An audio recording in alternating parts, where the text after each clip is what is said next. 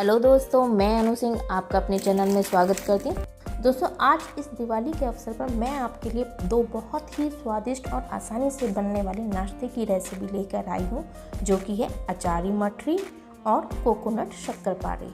दोस्तों, ये दोनों ही तरह के नाश्ते घर में रखी हुई सामग्री से बहुत आसानी से बन जाते हैं और सबसे अच्छी बात है कि आप इनको पहले से ही बना कर रख सकते हैं और जब आपके घर में मेहमान आए तब आप इनको फटाफट सर्व कर सकते हैं।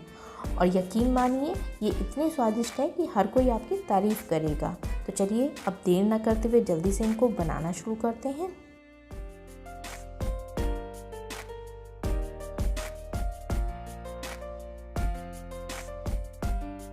अचारी मठरी बनाने के लिए हम सबसे पहले इसका डो तैयार करेंगे।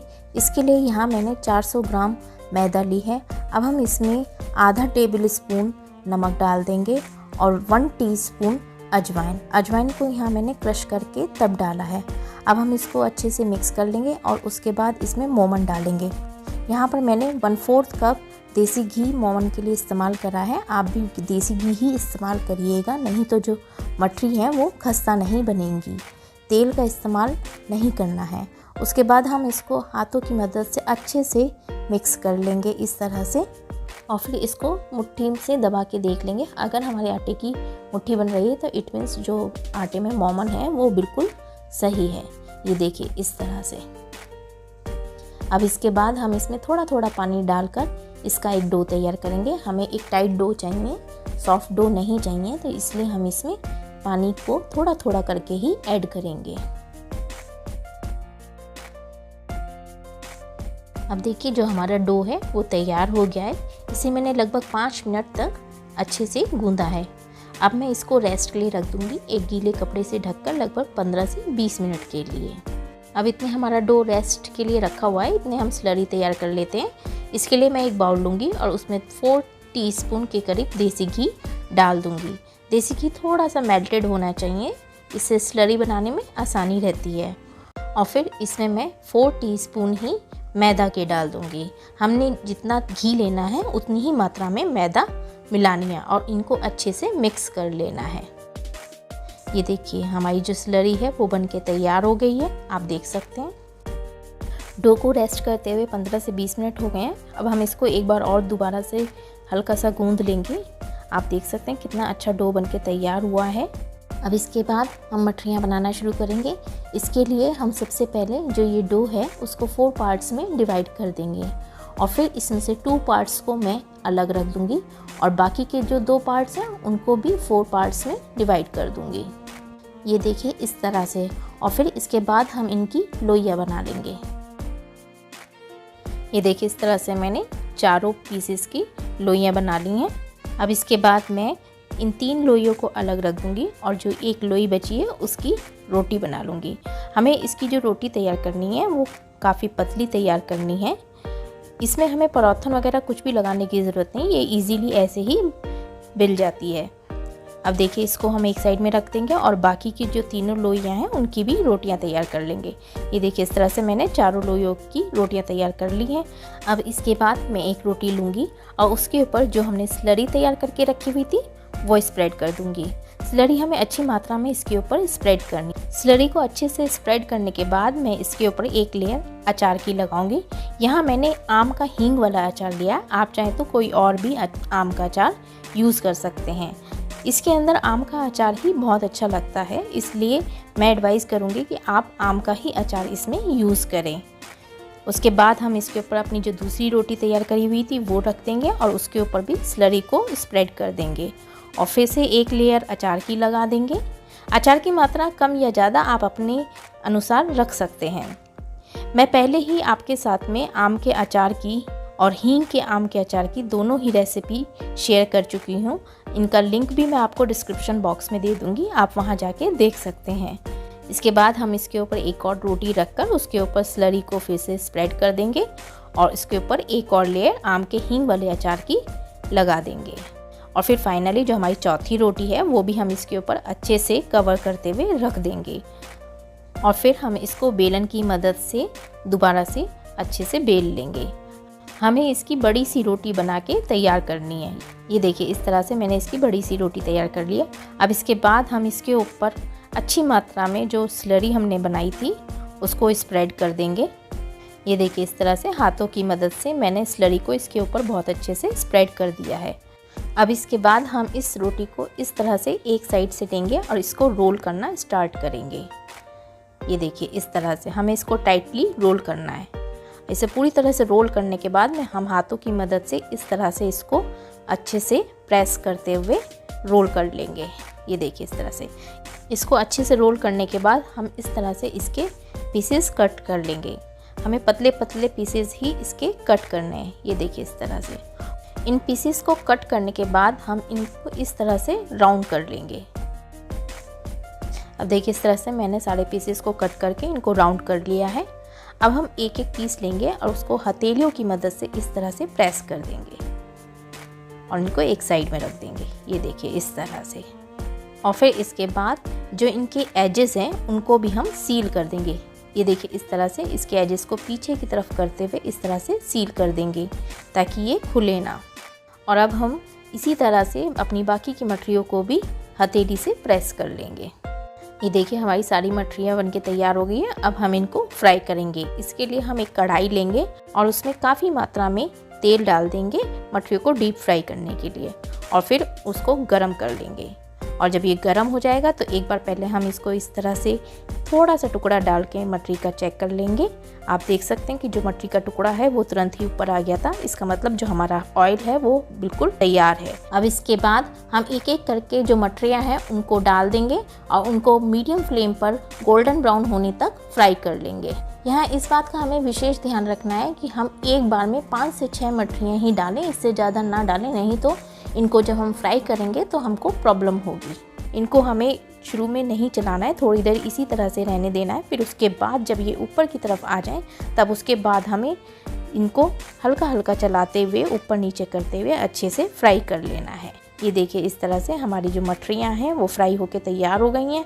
अब मैं इनको एक प्लेट में निकाल लूँगी और जो मेरी बाकी की मटरियाँ हैं उनको भी मैं एक एक करके ऑयल में डाल दूँगी और फ्राई कर लूँगी। ये देखिए इस तरह से मैंने सारी की सारी जो मटरियाँ हैं उनको फ्राई कर लिया है। तो दोस्तों हमारी बहुत ही खस्ता और टेस्टी अचारी मटरी बनके तैयार हो गई है। आप देख सकते हैं कि ये कितने ज़्यादा खस्ता बनी हुई है। मैं इसमें से एक मटरी को तोड़ के दिखा देती हूँ। ये देखिए ये कितनी ज़्यादा खस्ता बनी हुई है। अब इसके बाद हम इन मटरियों को पूरी तरह से ठंडा कर देंगे और फिर एक एयर टाइट कंटेनर में स्टोर करके रख लेंगे। तो दोस्तों हमारी बहुत ही स्वादिष्ट और खस्ता अचारी मटरी बनके तैयार हो गई है। अब हम अपनी दूसरी रेसिपी तैयार करेंगे जो कि है कोकोनट शक्करपारे। कोकोनट शक्करपारे बनाने के लिए हम सबसे पहले एक बाउल में 2 कप गेहूं का आटा लेंगे। इसके बाद हम एक मिक्सी का जार लेंगे और उसके अंदर आधा कप चीनी डाल देंगे और साथ ही साथ 3 टेबलस्पून सूजी। दोस्तों इन शक्करपारों में हम सूजी इसलिए इस्तेमाल कर रहे हैं क्योंकि ये आटे के बने हैं। सूजी मिलाने से इनका जो टेस्ट है वो बिल्कुल मैदा के शक्करपारों जैसा हो जाएगा। अब हम इनको पीस लेंगे। ये देखिए इस तरह से महीन पीस लिया मैंने। इन दोनों को साथ में पीसने से जो सूजी है वो भी अच्छे से महीन पीस जाती है।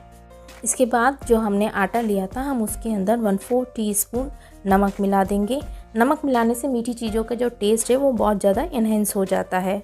और फिर हम इसके अंदर जो हमने सूजी और चीनी पीस के रखी हुई थी वो भी मिला देंगे और साथ ही साथ हम इसके अंदर डेसिक्रेटेड कोकोनट मिला देंगे, यानी कि नारियल का बुरादा। ये आसानी से मार्केट में मिल जाता है। अगर आपको नहीं मिलता है तो आप इसके अंदर जो सूखा गोला आता है उसको भी बारीक वाले कद्दूकस से ग्रेट करके मिला सकते हैं। और अब लास्ट में हम इसके अंदर मोमन के लिए घी मिलाएंगे। यहाँ मैंने घी का इस्तेमाल किया है, तेल का नहीं, क्योंकि अगर हमें कोई भी चीज़ खस्ता बनानी है तो उसके मोमन के लिए हमें घी का ही इस्तेमाल करना पड़ेगा। तेल का मोमन इस्तेमाल करने से चीज़ क्रिस्पी बनती है लेकिन खस्ता नहीं। अगर हमें खस्ता बनाना है तो उसके लिए घी का मोमन चाहिए। अब इसके बाद हम इस घी को अच्छे से आटे के अंदर मिक्स कर लेंगे। ये देखिए इस तरह से मैंने थोड़ा थोड़ा करके घी इसके अंदर डाला है और अच्छे से मिक्स करने के बाद हमें ये देखना है कि जो ये आटा है इसकी मुट्ठी अपने आप बन रही है या नहीं। आप देख सकते हैं कि हल्का हल्का मिलाने पर भी इसकी मुट्ठी बन रही है और जब मैंने दबा कर इसको देखा तो ये मुट्ठी अच्छे से बन गई है। इसका मतलब इसमें मोमन जो है वो सही मात्रा में है। अभी मैं आपको एक बार और करके दिखा देती हूँ। ये देखिए इस तरह से मुट्ठी बनाने पर आटा इस तरह का हो गया है। इसका मतलब जो इसमें मोमन है वो बिल्कुल सही मात्रा में है। अब हम थोड़ा थोड़ा पानी डालकर इस आटे को गूंदना शुरू करेंगे। हमें बहुत मुलायम आटा नहीं गूंदना है, हमें थोड़ा सख्त आटा ही चाहिए, इसलिए हम इसमें थोड़ा थोड़ा पानी डालकर तब गूंदेंगे। ये देखिए इस तरह से।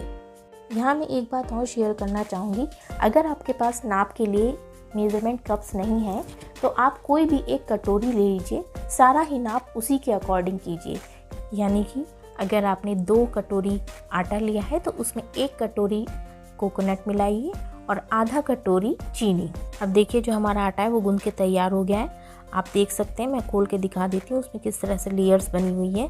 हमें इसे बहुत ज़्यादा नहीं गूंदना है, बस एक तरीके से इकट्ठा करना है। ये देखिए इस तरह से मैंने बहुत कम इसको आटे को गूंदा है, ज़्यादा देर नहीं गूंदा है, बस इसको अच्छे से मिला दिया है। अब हम इसको रेस्ट के लिए 10 से 15 मिनट रख देंगे किसी गीले कपड़े से ढक के, ताकि इसके ऊपर किसी तरह की कोई पपड़ी ना जमे। अब देखिए लगभग 15 मिनट हो चुके हैं, हमारा जो आटा है वो भी सेट हो गया है। अब हम एक कढ़ाई लेंगे और उसके अंदर तेल चढ़ा देंगे और जब तक ये तेल गर्म हो रहा है तब तक हम शक्करपारे कट कर लेंगे। अब देखिए जो ये आटा है उसको मैं एक बार और अच्छे से मसल लूँगी, ये देखिए इस तरह से, और फिर इसको 3 पार्ट्स में डिवाइड कर दूँगी। और फिर इसके बाद में इसमें से जो 2 पार्ट्स हैं उनको ढककर एक साइड में रख दूँगी। और फिर इसके बाद हम इसको गूंदते हुए गोल गोल करके एक लोई तैयार कर लेंगे। और जब इसकी लोई तैयार हो जाएगी तब हम इसको एक रोटी की शेप में बेल लेंगे। दोस्तों यहाँ मैं आपके साथ एक बात और शेयर करना चाहूँगी, अगर आप मीठा थोड़ा तेज खाते हैं तो आप इनके अंदर 2 टेबलस्पून के करीब चीनी और मिला सकते हैं, लेकिन इससे ज़्यादा बिल्कुल नहीं मिलानी है, नहीं तो जो हमारे शक्करपारे हैं वो तेल में जाते ही फैल जाएंगे, बिल्कुल भी सही नहीं बनेंगे। अब देखिए जो ये लोई है वो रोटी की शेप में बेल के तैयार हो गई है। अब हम इस तरह से इसके फोल्ड कर देंगे और अब एक बार और मैं इसी तरह से फोल्ड कर दूंगी और एक स्क्वायर सा तैयार हो जाएगा।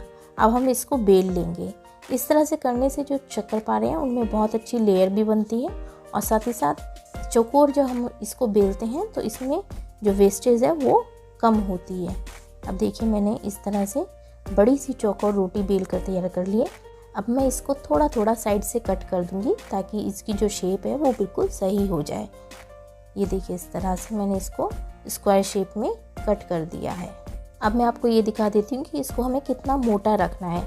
ये देखिए आप देख सकते हैं कि ये काफ़ी ज़्यादा मोटा है, हमें इतना ही मोटा इसको बेल कर तैयार करना है ताकि जो हमारे शक्करपारे हैं वो थोड़े अच्छे से मोटे मोटे और खस्ता बने।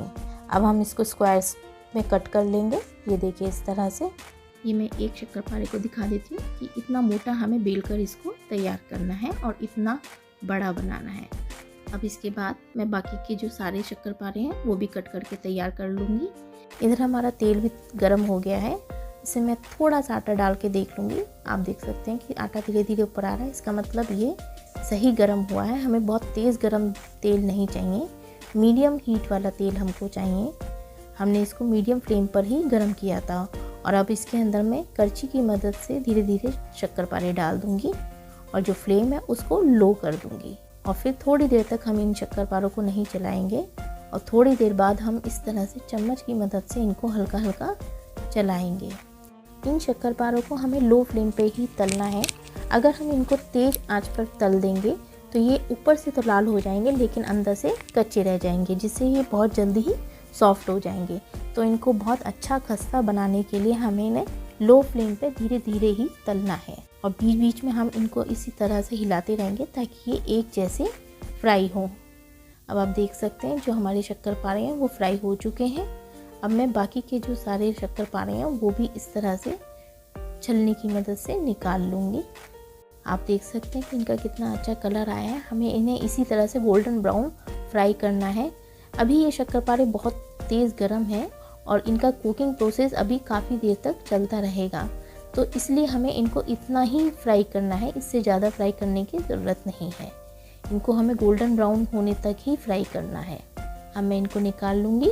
ये देखिए आप देख सकते हैं कि जो ये कच्चा शक्करपारा और जो हमारा फ्राई करा हुआ शक्करपारा है उन दोनों में कितना अंतर है, जस्ट डबल हो गए हैं वो। अब मैं बाकी के जो शक्करपारे हैं उनको भी इसी तरह से फ्राई कर लूँगी। दोस्तों ये जो शक्करपारे हैं ये हेल्दी तो है ही हैं क्योंकि ये आटे से बने हैं, साथ ही साथ ये टेस्टी भी बहुत हैं क्योंकि इसके अंदर मैंने कोकोनट यूज़ करा है। कोकोनट डालने से जो ये शक्करपारे हैं उनका टेस्ट बहुत ज़्यादा बढ़ गया है। आप इनको एक बार ज़रूर बना के देखिएगा, आपको और आपकी फैमिली को ये बहुत पसंद आएंगे। और अगर आपका बच्चा हॉस्टल में रहता है तो आप उसको बनाकर हॉस्टल में दे दीजिए, वो 1 महीने तक इनको आराम से खा सकता है। ये बिल्कुल भी ख़राब नहीं होंगे और ना ही सॉफ्ट होंगे। अब देखिए मेरे सारे के सारे जो शक्करपारे हैं वो फ्राई होके तैयार हो गए हैं। अब मैं इनको एक प्लेट में निकाल लूँगी और जब ये पूरी तरह से ठंडे हो जाएंगे तब मैं इनको एक एयरटाइट कंटेनर में बंद करके रख दूँगी। दोस्तों ये जो शक्करपारे हैं इनको आप 1 महीने तक आराम से यूज़ कर सकते हैं। ये बिल्कुल भी ख़राब नहीं होते और ना ही सॉफ्ट होते हैं। ये देखिए आवाज़ से ही पता लगता है कि ये कितने ज़्यादा खस्ता बने हुए हैं। बहुत ही बढ़िया खनकती हुई आवाज़ आ रही है, आप सुन सकते हैं। और बिल्कुल भी ऑयली नहीं है, बिल्कुल भी तेल अब्जॉर्ब नहीं किया है इन्होंने। बहुत ही बढ़िया और खस्ता बन के तैयार हुए हैं। ये देखिए मैं आपको इसको तोड़ के दिखा देती हूँ। इसके अंदर की आप लेयर्स देख सकते हैं। इन लेयर्स को देख के ही पता लगता है कि ये जो शक्करपारे हैं वो बहुत ही ज़्यादा खस्ता बने हुए हैं। तो दोस्तों हमें उम्मीद है कि आपको हमारे दोनों ही तरह के नाश्ते की रेसिपी बहुत पसंद आई होगी और इस दिवाली आप इनको एक बार बना के ज़रूर देखेंगे और हमें कमेंट करके बताएंगे कि ये आपको कैसी लगी। और अगर आपको हमारा वीडियो पसंद आया तो हमारे वीडियो को लाइक कीजिए, शेयर कीजिए और हमारे चैनल को सब्सक्राइब कीजिए। तो एक नई रेसिपी के साथ फिर मिलेंगे, तब तक के लिए नमस्कार।